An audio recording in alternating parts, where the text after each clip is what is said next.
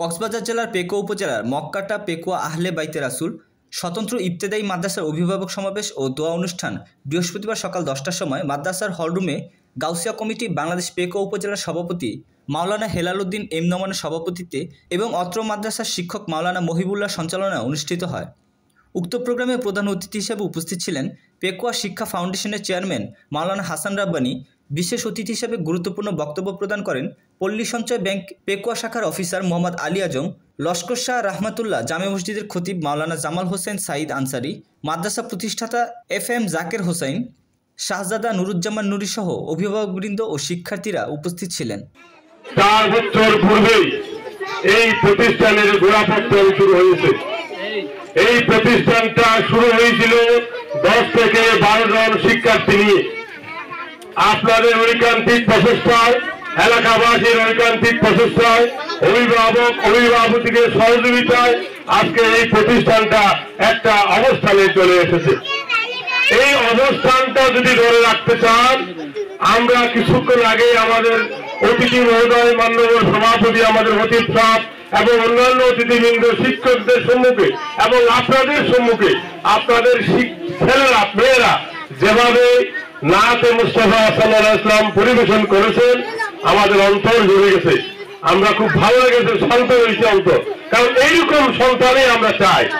আমার ছেলে যদি নামাজের ইমামতি করে, আমার এক চট্টগ্রামের এক ভাই, তার ছেলে হাফেজে কোরআন হয়েছে। হাফেজে কোরআন হয়ে যখন নামাজের ইমামতি করতেছে, নামাজের পরে ওই লোকটাকে তখন কথা বলতে, অনুভূতি পেশ করার জন্য বলতে, সে অনুভূতি পেশ করতে পারে নাই, চোখ দিয়ে অজর ধরে পানি জ্বলতেছে। কেন বলে, আজকে আমার জীবনটা সার্থক, কারণ আমার ছেলে হাফেজে কোরআন হয়ে ইমামতির সাথে, আমার ছেলের ইমামতিতে আমি মুসল্লি হয়ে নামাজ পড়েছি, এটাই আমার জীবনটা সার্থক। প্রত্যেক অভিভাবক, বাবা মা চায় আমার সন্তানেরা শিক্ষিত, দ্বীনি শিক্ষায় শিক্ষিত হয়ে আমাকে শ্রদ্ধা করবে, আমার পরিবেশের, আমার প্রতিবেশীকে সম্মান করবে, মা বাবাকে সম্মান করবে। ওই ছেলে পরিবেশের জন্য নিরাপদ, মা বাবার কাছে নিরাপদ, প্রতিবেশীর কাছে নিরাপদ। কখন? যখন আপনি আপনার সন্তানকে সুশিক্ষায় শিক্ষিত করবেন। সুশিক্ষায় শিক্ষিত কোথায় করবে? সুশিক্ষায় শিক্ষিত করতে হলে দ্বীনি শিক্ষা প্রতিষ্ঠানে করতে হবে। দ্বীনি শিক্ষা প্রতিষ্ঠানে করলে আজমতে রাসূল জনাব মোহাম্মদ আলী আজম সাহেব এবং মঞ্চে উপস্থিত আছেন মাওলানা নুরুজ্জামান নুরি সাহেব এবং অত্র প্রতিষ্ঠানের প্রধান মাওলানা মহিবুল্লাহ সাহেব সহ এবং উপস্থিত অভিভাবকবৃন্দ, আমি দ্বিতীয়বারের মতো আবারও সালাম দিচ্ছি। আসসালামু আলাইকুম ওয়া রাহমাতুল্লাহি ওয়া বারাকাতুহু। মহান আল্লাহ রব্বুল আলামিনের দরবারে শুকর আদায় করছি যে আল্লাহ রব্বুল আলামিন আমাদেরকে এমন একটা মহতী অনুষ্ঠানের উপস্থিত হওয়ার জন্য আমাদের তৌফিক দান করেছেন। সেই মহান আল্লাহ পাকের দরবারে শুকর আদায় করেছি। সবাই করে আলহামদুলিল্লাহ। রাসূল, মা মানা আহলে বাইত রাসূল। আহলে বাইত রাসূল শব্দের অর্থ কি? আমার নবী রাসূল সাল্লাল্লাহু আলাইহি সাল্লামের পরিবার পরিজন। বলুন রাসূল করিম, বলেন সাল্লাল্লাহু আলাইহি ওয়াসাল্লামের পরিবার বর্গ। আহলে বাইত রাসূল মানে কি? আমার প্রিয় নবী সাল্লাল্লাহু আলাইহি ওয়াসাল্লামের আহলে বাইত রাসূল মানে পরিবার বর্গ, আমার নবীর পরিবার পরিজন। এটি কিয়ামত পর্যন্ত থাকবে। আমার নবী পরিবারের সদস্য বর্গ কতদিন থাকবে? কিয়ামত পর্যন্ত এই জমিনে থাকবে। আমার নবীর আওলাদগণ, আওলাদে কিরাম, পরিবার পরিজন।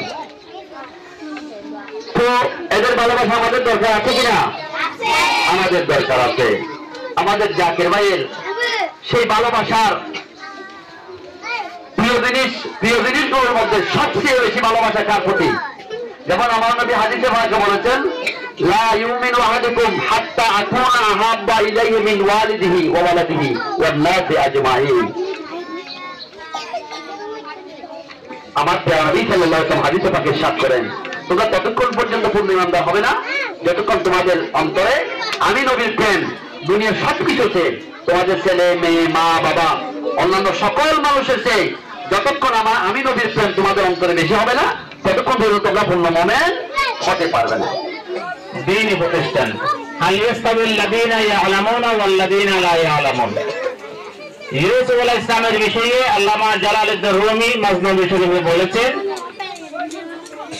শুনিদা কাই বহুত মানিন বেদিদা তোরা বিদা কে ইউসুফরা শুনিদা। হাল ইয়াস্তাবিল লাযীনা ইয়ালামুনা ওয়াল লাযীনা লা ইয়ালামুন। যারা জানে এবং যারা জানে না, আপনি তাদেরকে সমান কখনো করতে পারবেন না। যাদের ইলম আছে এবং যাদের ইলম নেই, তাদেরকে আপনি কখনো সমান করতে পারবেন না। আল্লাহ রাসূল ইরশাদ ফরমান, কোন আলেম যদি ঘুমায়, সেই ঘুমাবার শুরু থেকে জাগ্রত হওয়া পর্যন্ত তার ইবাদতের সমান, ইবাদতের সওয়াব। আপনি ঘুমাবেন, ওখানেও ইবাদত আছে। আপনি কাঁদছেন, ওখানেও ইবাদত আছে। আপনি টয়লেটে গেছেন, ওখানেও ইবাদত আছে। আপনি